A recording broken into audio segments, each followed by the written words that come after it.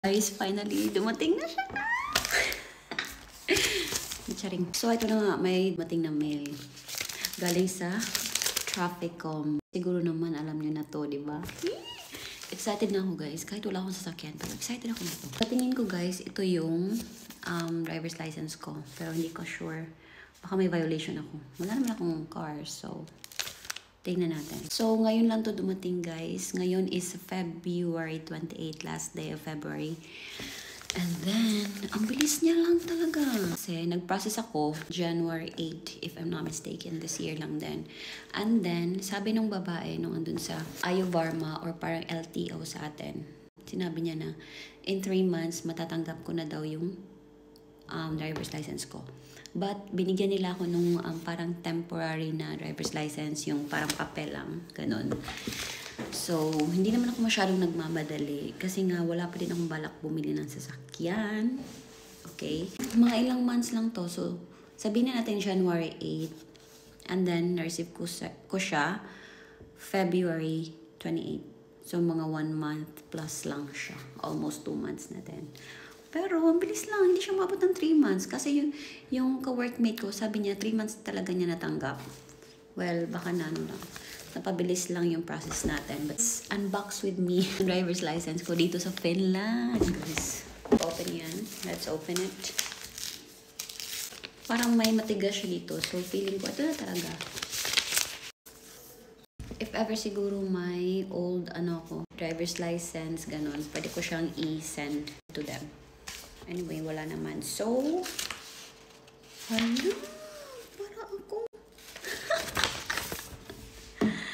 Ito na nga, guys. Ito yung sinasabi ko sa inyo na picture, di ba?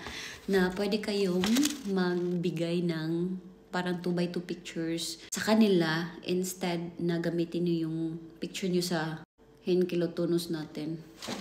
Pero kung okay yung picture nyo doon, edi wow. Pero sa akin, ang pangit ko dun, So, ito yung binigay ko. Actually, hindi ito yung first option ko. Basta na-chika ko na to nung, about din sa, nung nag-process ako neto. But anyway, so ano na?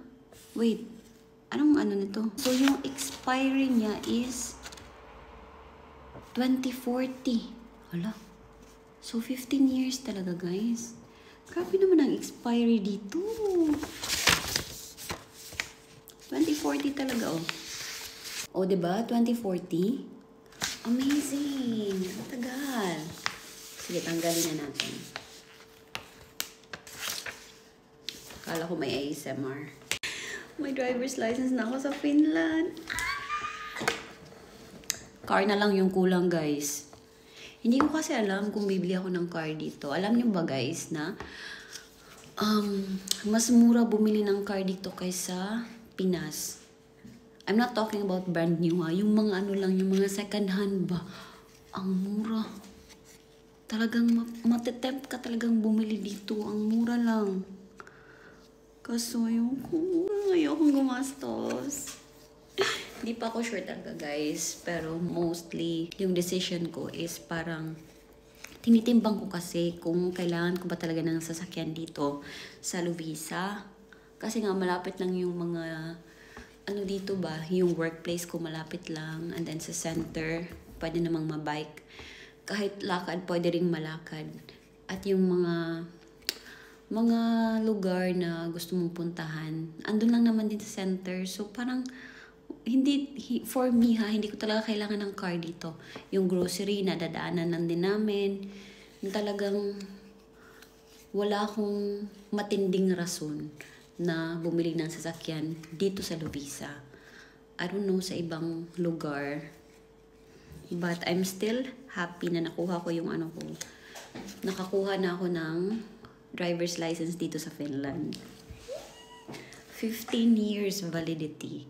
So, ang tanong, anong magandang sasakyan ang bibilhin natin? Charing!